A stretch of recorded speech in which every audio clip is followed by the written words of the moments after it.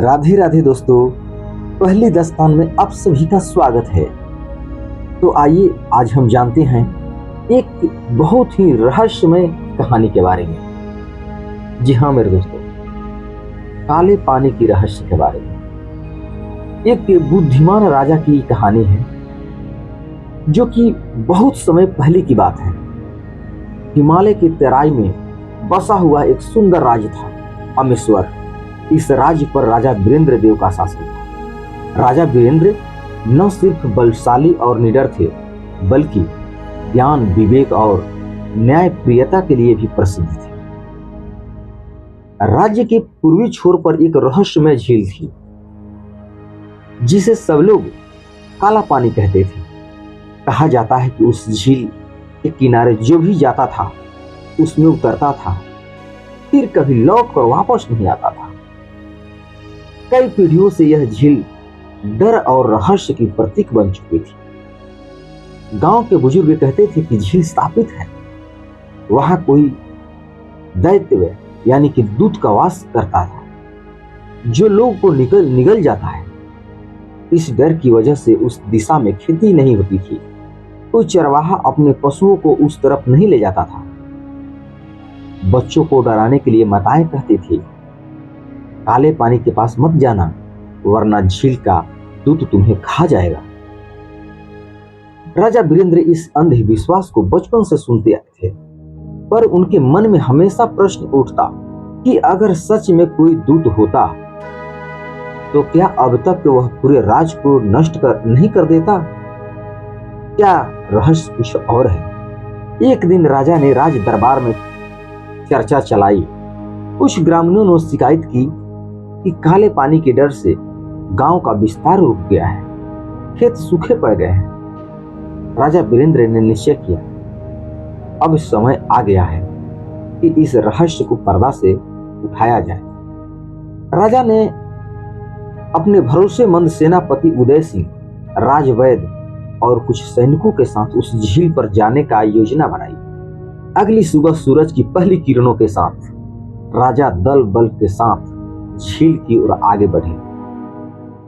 जैसे जैसे वे पास पहुंचे, एक अजीब सन्नाटा महसूस हुआ। झील सचमुच गहरी काली प्रतीक हो रही थी, मानो उसके तल में कोई परछाई छुपी हो। पानी के किनारे की मिट्टी भी कुछ अलग सी काली और चिकनी थी। राजा ने झील के चारों ओर घूमकर देखा, कहीं कोई दूत, रहस्यमय गुफा या सुरंग नहीं दिखी।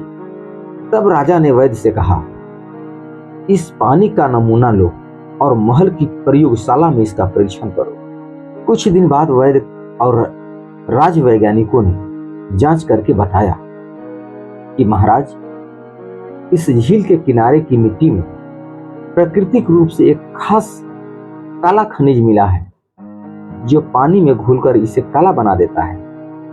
यह खनिज जहरीला नहीं है, पर पानी का रंग बदल देता है।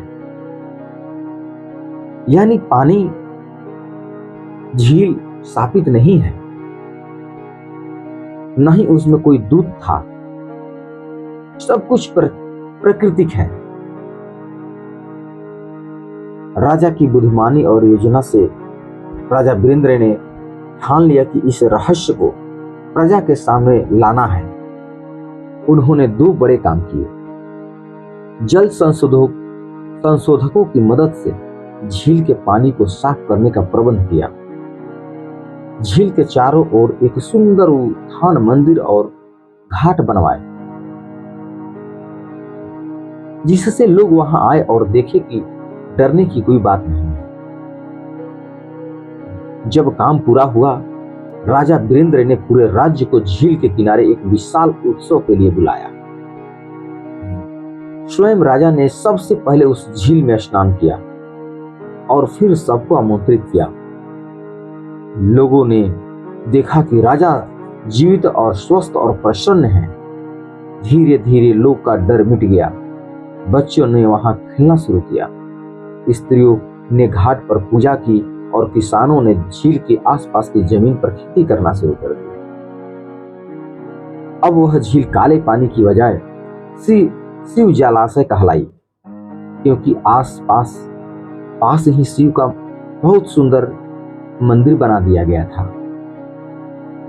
राजा वीरेंद्र ने अपने विवेक और साहस से साबित कर दिया कि डर केवल अज्ञान का परिणाम है। सच्चाई की खोज से ही अंधविश्वास का अंधेरा दूर हो सकता है। तो बुद्धिमानी और कार्यशीलता से रहस्य को समझा जा सकता है।